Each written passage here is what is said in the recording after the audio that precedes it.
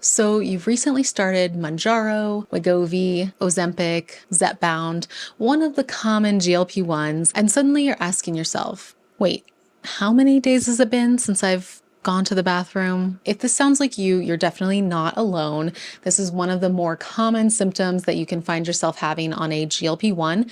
And today I'm going to share with you some of my top tips as a registered dietitian who works with metabolic health, PCOS, and insulin resistance. And very commonly, many of my folks are on GLP-1s, so we work around some of those challenges together as well. The good news is that there are a few quick and simple tips that you can start implementing today to help have a better bowel movement by tomorrow, or maybe a couple days, but you know what I mean. I don't like to do the fake promises. I like to be realistic, but if you implement these tips regularly, definitely you're going to see changes, and it's going to be consistent if you are consistent with these tips. Okay, so quick review. Why does this happen on a GLP-1? Why are we experiencing a lot less bowel movements? Maybe you're constipated, or when you do go to the bathroom, maybe it's regular, but it's just a little dry or not feeling like it's coming out fully. Not the best feeling in the world. I totally get you. This is happening for a few reasons. How the GLP-1 works is it's slowing down gastric emptying. So that means the food moving through your gut is moving slower. So that definitely lends itself to constipation much more easily. Number two, the slow gastric emptying is actually impacting how your appetite works. So as you can imagine, when you're digesting slower, you're also processing the food slower. And so that food that's in your stomach still is kind of sending more signals to your brain to indicate that, yeah, I'm not ready for food. So that in and of itself makes you eat less food, sometimes drink less beverages and just water in general. And that can also play a role in why we have more constipation. Okay, so now that we know why it happens on a GLP-1, let's talk about a few very simple, straightforward tips that will help you have regular bowel movements every single day. Tip number one is get at least 25 grams of fiber in daily. It is actually recommended that women get at least 25 grams minimum and men get 38 minimum. So sorry guys, if you're watching this, you have a lot higher of a threshold for a minimum, but at least start with 25 to 30. Really, this can apply for anyone. And if you're starting there, you're most likely going to have much more regular bowel movements, no matter if you're a man or a woman. And one shorthand that I love to use for this, because it's kind of arbitrary, right? Okay, 25 grams a day. Like, how do I measure that if I'm not strictly logging every single day? Something that I don't like to recommend long term. How do I know that I'm going to hit this?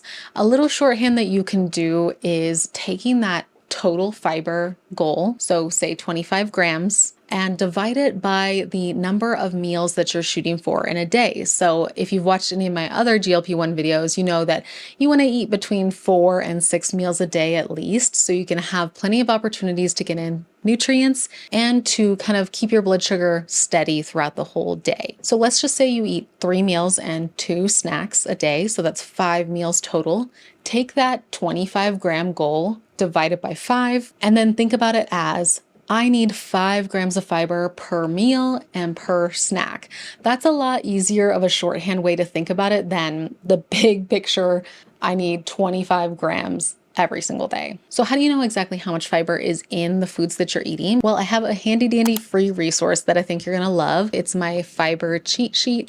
It shows some of the most common foods that contain fiber and especially higher amounts of fiber. So that can be a good way to have it on hand, print it out, put it on your fridge, and then you can use that to make sure that you have at least one of those foods from the list in each meal and snack. That's a really good way to guarantee that you're hitting your fiber goals. You can also temporarily log for maybe 2 or 3 days a week for a couple weeks and kind of see where your fiber is landing, and say maybe on average it's landing at about 19 grams.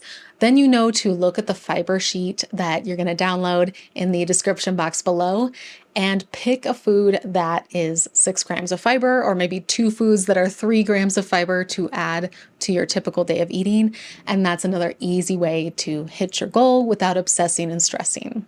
Again, make sure to download my free fiber guide below. That'll be an easy way to hit your fiber goals. If you do nothing else in this video, I recommend doing that because that's just the easiest way to simplify fiber and poop every single day on a GLP-1. Number 2 is take a fiber supplement. Yes, I believe that a fiber supplement can be totally fine to take. I get this question often. There are a lot of great fiber powders out there like Supergut and Metamucil and psyllium husk, things like that. There's also some gummy versions. So if you're kind of averse to like taking a chunky powder, I totally get it. Sometimes having one fiber gummy a day is just the easiest way to make that happen. And if that's you, then I'm all for it. Look for a GMP certified supplement. I'll put some of my favorite fiber gummies and powders below so you can check them out. So you know that you're getting a quality brand if you want to do it that way. But that is a great way to get an extra 5 to 7 grams of fiber in really easily, especially if you're eating as much as you possibly can on a GLP-1 and still struggling to get that number in. Tip number 3 to getting regular bowel movements on a GLP-1 is to hydrate between meals.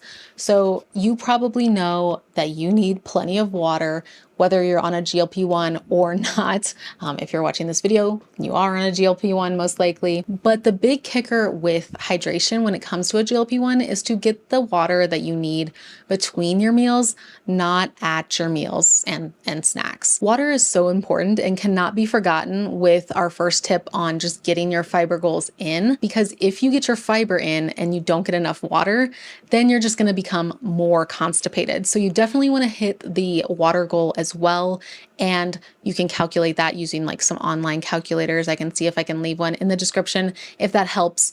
But take your water goal and make sure that you're having it between meals and snacks, because otherwise you're going to crowd out your appetite during meals. And you don't want to do that. It's hard enough to eat on a GLP-1. You want to make sure that you are getting your water, but you don't want to make it at the sacrifice of eating food, because that's the biggest thing with a GLP-1 is to get adequate nutrition. Yes, it's okay to take small sips at meals. I don't think that's an issue. It's more so like taking big glugs of water and like drinking a full Stanley at a meal. That can definitely cause problems and also dilutes the enzymes that help your body digest food. So that's another reason not to do too much water at your meals. And tip number 4 that I'm just going to share as a bonus tip for this video is to increase that fiber slowly and steadily.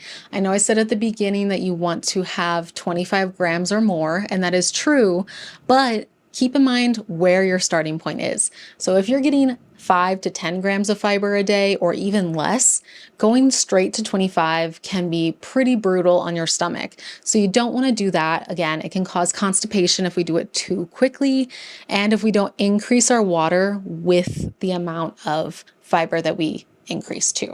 So if you're getting 5 grams of fiber a day and you're only getting 2 Stanleys full of water, then maybe you want to increase at first to 15 grams of fiber a day and 3 Stanleys, and then slowly make those changes over a couple weeks and get up to 20 or 25 and 4 to 5 Stanleys eventually. You see how the water and the fiber go up together, and you're not doing it all in one jump. You're maybe staying at the same fiber goal for a couple weeks and then slowly incrementally going up from there. Constipation is not fun, but it's not something that you have to deal with forever on a GLP-1.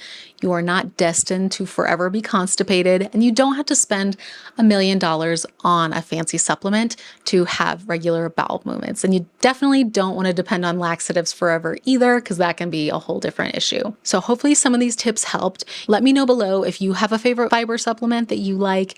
Share with us. I'd love to hear it. Gotta have some good fiber gummy recommendations. And also tell me what is your favorite number 1 high fiber food. My personal favorite is raspberries. Raspberries have about 7 to 8 grams per cup. Really easy way to get stuff in. And oh, I forgot. I can't even believe that I forgot to mention chia seeds. That can be an easy way to add 5 grams of fiber in 1 tablespoon to your smoothie, your yogurt, make chia seed pudding, or even I have some clients that put it in water, mix it up, and drink it like that. And it's a fiber supplement without being an expensive supplement. Let me know what other questions you have about GLP-1s or insulin resistance, PCOS. I'm a women's metabolic health dietitian, and I like to talk about all things blood sugar, PCOS, insulin resistance, and even GLP-1s, just because I like helping you guys get in your nutrition. So if that interests you, then hit subscribe and make sure to comment on a question that you have so I can do another follow-up video. All right. Thanks so much for hanging out with me, and I'll see you guys in the next video. Bye, guys.